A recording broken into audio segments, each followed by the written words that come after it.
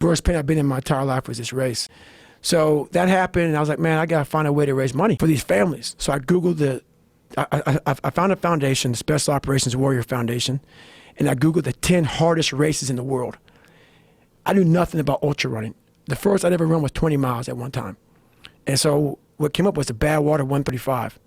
135-mile run through Death Valley in the summertime.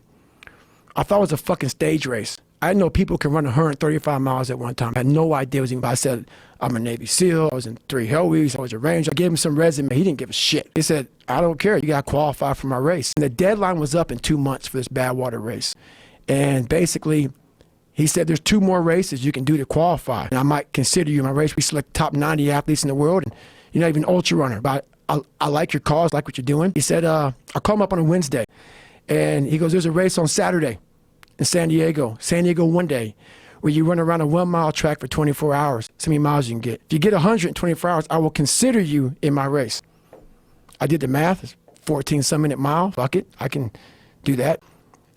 Dumb shit thinking, I'll tell you that right now. Worst pain I've been in my entire life was this race. You definitely didn't look like someone who could run 100 miles. No, not at all. So basically, I start running, and I get to about mile 40, mile 50, and I'm feeling pretty good. I get to mile 70, and it was the worst pain of my life. I sat down in this blue lawn chair at mile 70, and the Ritz crackers after mile 20 became Ritz cracker balls because I wasn't hydrating correctly. I didn't know what to do. I was drinking Mileplex for my nutrition because I couldn't eat these Ritz crackers.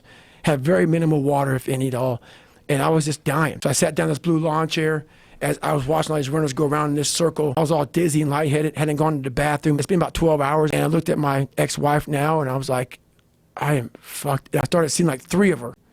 And once my body stopped, my mind just went off. And so I sat there and peed blood down my leg and started crapping up my back, and with 30 miles to go. I reached in my mind, and a lot of us, when we have bad times in life, even the hardest person in the world, we forget how badass we are during that hard time. I have a thing where I take a couple seconds to reflect on, hang on, man, you've been through this, you've been through that, you overcame this, overcame that. I don't ever close my mind to the fact that this can be done. And I knew I had to get up, needed nutrition, needed hydration, needed to stop being dizzy. So that's the first thing I did. I didn't panic on I had 30 more miles to go to get 100. I started about the process. Slowly but surely, I was able to stand up, and I was literally hobbling around this track, just walking, no running at all. I couldn't run. My feet were in the worst pain. It's the worst pain I've been in my entire life.